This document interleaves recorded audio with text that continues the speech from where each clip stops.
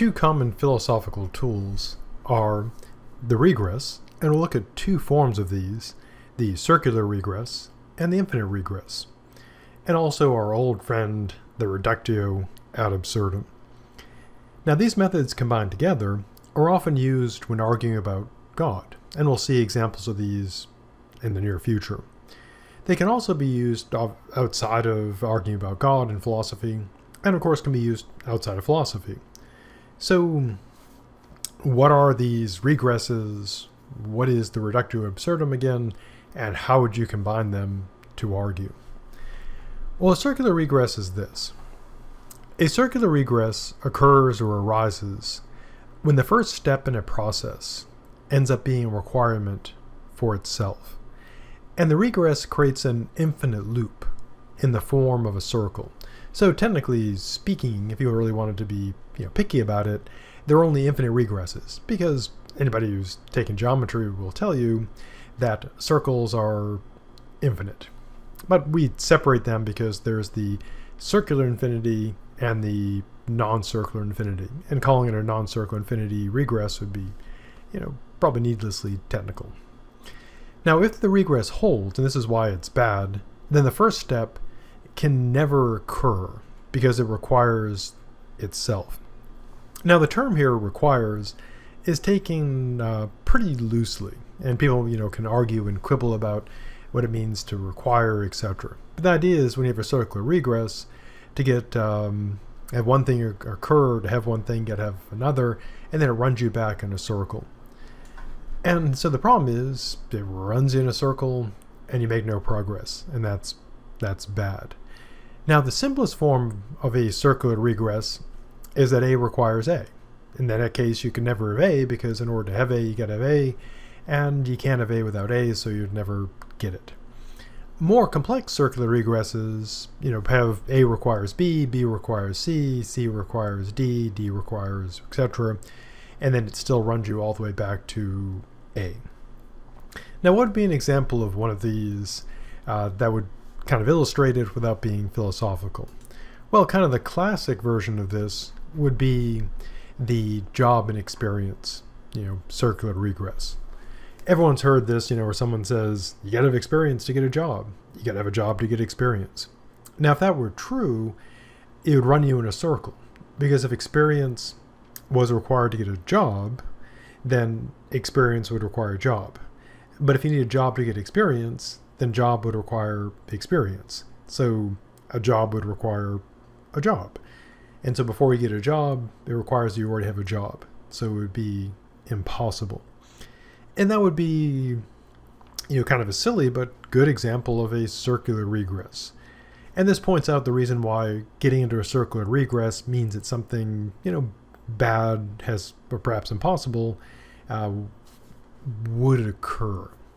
Because if you're in a circular regress, there's no escape, typically. Although, as we'll see, philosophers do try to argue a way to escape the circular regress, which ties it into the absurdity methodology.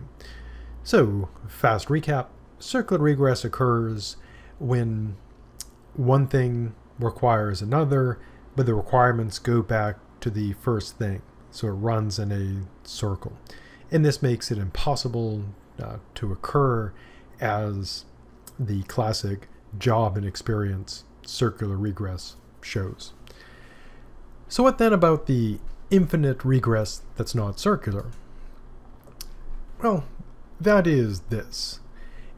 It's a scenario, a situation, probably impossible, in which there is an infinite series.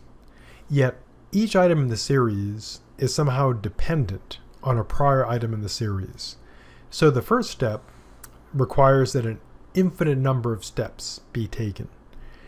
And if this is impossible, which generally it is, the regress is what is called vicious, and the first item can never come about.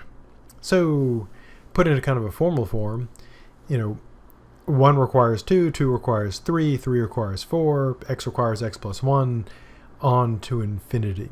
And if you have to complete an infinite number of steps, you're not going to do it. Now, one of the classic examples of these is one by our good dead friend Zeno, one of his paradoxes. And if you take the metaphysics class, you get to see some of Zeno's paradoxes. And a very quick version, simple version of one of his paradoxes is this. He claims that nothing can move. Why? Well, imagine you're trying to cross the street. To get all the way across the street, you've got to go halfway, which is true.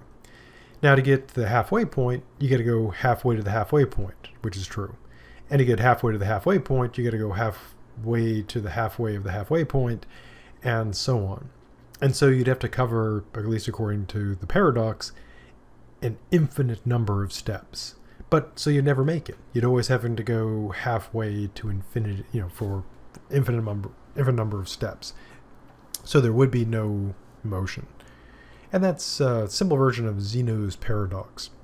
Now, what would be a silly but illustrative example of a infinite regress showing why they're generally a bad thing to occur? Well, I always use the example of the evil bureaucrat. Suppose you're at evil university and you're trying to get your financial aid, and you go to the financial aid office and you say, "Hi there, I would like to get some financial aid." And they say to you, "But of course, I'm here to help you. All you have to do to get your financial aid is fill out the form for requesting financial aid." And you say to yourself, that's not so bad. I just got to fill out this form, get my money, this will be great. And you turn to the evil bureaucrat and say, "Great, can I have the form?" And they say, "But of course, we're here to help you. In order to get the form to request financial aid, all you have to do is fill out the form for requesting the form to request financial aid." At this point, you're probably thinking, geez, this is looking bad, but okay, can I have that form? And the person smiles and says, "But of course, all you have to do to get that form is fill out the form for requesting the form for requesting the form for requesting the form for requesting financial aid." And so, to make a painful and long story short, and hopefully less painful, for every form that you need to fill out another form to get that form, which means you have to fill out an infinite number of forms to get the form, which means, in effect, it would be impossible. In an evil university with their infinite regress of financial aid, you would never get your money. So the infinite regress essentially works in the following, or doesn't work rather, in the following way. That in order to take a first step, you've got to take an infinite number of steps. And that typically is impossible.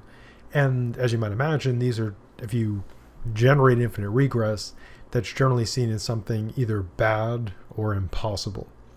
Which, of course, is kind of the impossible, that fuels the Reductio ad Absurdum. We've seen this before, but it's worth considering again in this particular context. So here is our old friend, the Reductio ad Absurdum, reducing to absurdity. And this is an argument in which you either prove that a claim is false by drawing an absurdity from the assumption that it's true, or you do the reverse. You prove that a claim is true by assuming it's false and deriving an absurdity.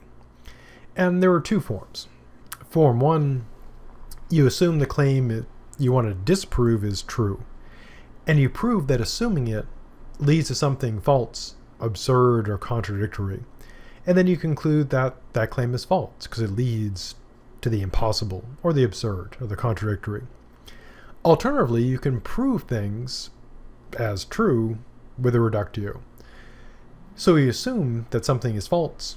You prove that assuming it's false leads to something clearly false, absurd, or contradictory. Then you conclude that it must be true.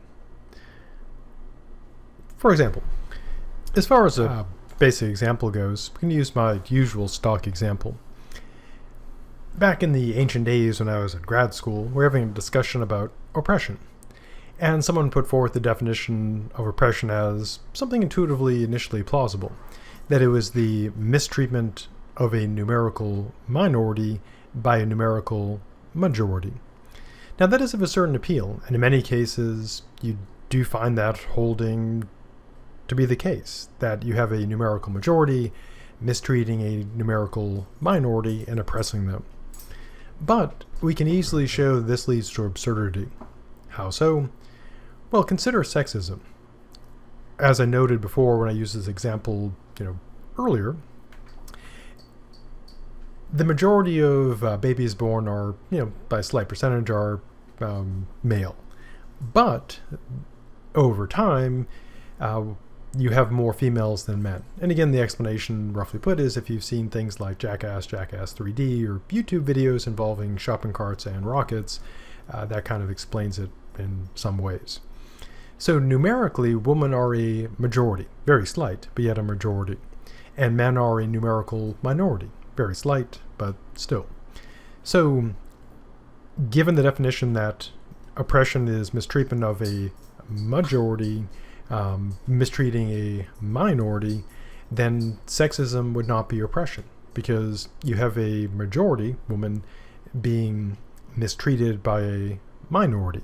Therefore, in that definition, sexism would not be oppression. And this would be absurd, so the definition is flawed. So that'd be an example of using a regress, not a regress, but using just a plain reductio ad absurdum. So how can we fuel one of these reductios with a regress? Well, here's how to do it. So a regress can be used as part of a reductio. How so? Well, the method overall is this. You create a regress that leads to an absurdity or impossibility, thus showing that something, this would show that something breaks or prevents the regress. For example, suppose we want to address a very basic question in how are we here? What are our origins as humans? And suppose you want to prove that humans must have originated from something non-human. And this is, a view held by many people, although they differ on that origin. So, for example, people who believe in a divine creation, the classic, some religions, got the Adam and Eve story, etc. People who believe that we humans had a non-human origin. We are created by a divine being. Also, of course, if you look at, kind of the theory of evolution, that also gives us a non-human origin. We don't originate from, in the usual evolutionary story, from a divine source. We originate from something, non-human, a earlier species, tracing back. So let's run a regress with a reductio ad absurdum to prove that we humans must have a non-human ultimate origin. So to do this reductio, since we're trying to prove something, that we have a non-human origin, we're going to assume something and try to show that that assumption is false. So our assumption is this. We assume that each human must have human parents. That is to say, every human must have a human origin. So let's run the regress. So we have a person here. Could be anybody. Could be you, could be me, could be Matt Damon, could be Donald Trump, could be Joe Biden, anybody. Pick any human you want. Now, of course, laying aside, the existence of clones, etc., it is true that each of us have two human parents. But then, of course, if we require that each human have human parents, a human origin, then, of course, those parents must have parents, and those parents must have parents. And if those parents of parents of parents of parents must have parents, this would seem to have to go on to infinity. Now, if it goes on to infinity, you would need an infinite number of people, because if every human that exists must have human parents, you would never have a first human. You'd always have to have a human who has parents, and those parents are human. They would have to have parents too, and this would go on to infinity. And that would entail that there would be no one here now. So if this were true, that every human had to have human parents, then I couldn't be here talking to you, and you couldn't be listening to me, because we would not exist. So how does the regress stop? Well, since the regress arises by assuming that every human must have human parents, we need a non-human origin. Now, one possibility is, of course, that people put forth is God. You have a creation story. Boom, people are created. Perhaps Adam and Eve, or whoever's in the particular creation story one is talking about. And then, of course, if you go with non-theological evolution, you end up with non-human primates. And then you can, of course, run the regress again, because then if you say, well, every non-human primate had to originate from a non-human primate, and then you'd have the infinite regress, and then it would go on, whatever you bring up, you'd have an infinite regress again. And as you might be suspecting, the only way to end the regress is to have something that stops the infinite regress, for obvious reasons, and it's got to be something, well, kind of special. And as you're probably gathering, this often ends up being God, because God would seem to have the ability to break the regress in a principled way. So that is our look at the regresses and absurdity. And it's a common tool used in philosophical argumentation, and we'll see it employed in the near future.